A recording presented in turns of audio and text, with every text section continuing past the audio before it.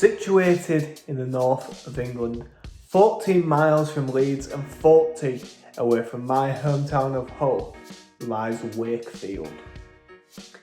Famous for its coal mining heritage, the West Yorkshire city has never been renowned for its musical prowess, not compared to other northern towns like Sheffield, Leeds and Manchester.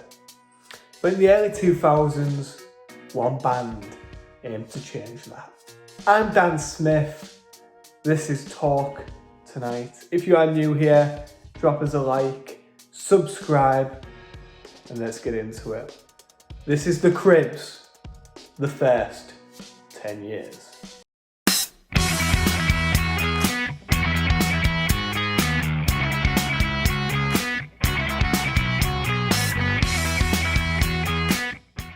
Our story begins in 2001. Three brothers, two of those being twins, Gary and Ryan Jarman, followed by their younger brother Ross, came together to form the Crypts. Back in the early 2000s, before Spotify and streaming services were crucial to a band's success, the Crypts were able to find their feet with demo recording and hitting the northern music scene in 2002.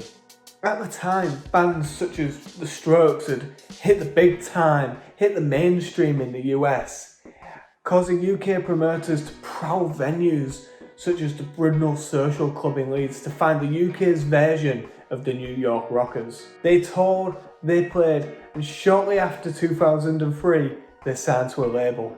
Their self-titled debut album was written, produced, and released. It gained traction from the likes of NME, and the Crypts were born.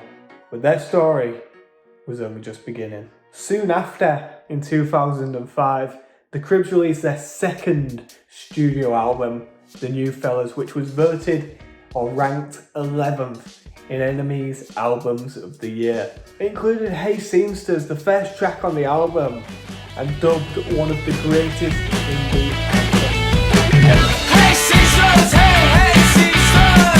Hey Seamsters, hey, hey Seamsters! Hey Seamsters, hey, hey Seamsters! You are all in trouble now.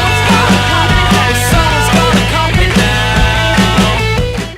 Picking up where the debut album left off, The New Fellas was drenched in shout-along hooks, danceable beats and infectious choruses, which really did cement the Crypts as one of the most exciting bands on the scene at a time where Arctic Monkeys and Kasabian were just starting to burst through. But as we all know, it was the third album that really brought the limelight onto the Wakefield Rockers as they released my personal favourite from the band, Men's Needs, Women's Needs, Whatever.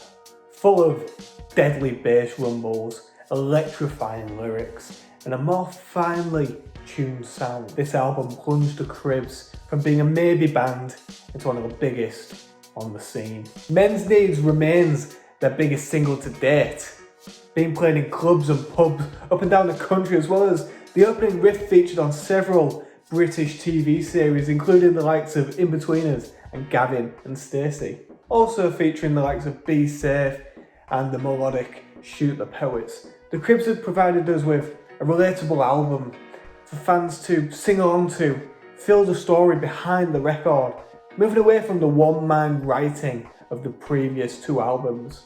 This blast into the mainstream was cemented by the addition of a new full-time member and co-writer, Johnny Marr. Yeah, I could not,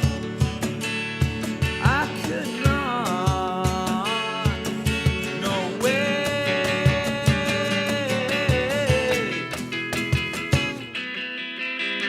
Well, this town has got you down and I know. Officially in the band through 2008 to 2011, a time of which Ignore the Ignorant was produced, and the Crypts went from strength to strength, including We Share the Same Skies, which had Smiths-esque melodies complemented by the huskiness of Ryan Jarman's vocals.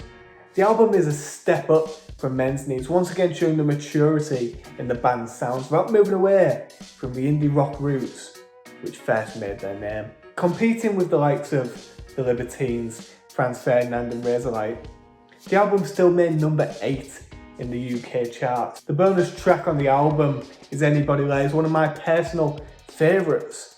And I feel it sums up the band to a T. It has the raw sound that people had become accustomed to. It brings the riffs and the drums that get stuck in your head and in your mind, and the vocals are, as always, far from perfect, yet perfectly in tune to the music. I think this is what die-hard Crypts fans have clung to over the years. The imperfections and the lack of mass production on the songs, giving them that working class edge that they still haven't lost to this day. They started as young men, and we are now in 2011, and that is where our story ends for now. After extensive touring with former Smiths man Johnny Marr parted with the brothers, leaving them to go on and carry on tantalising the masses.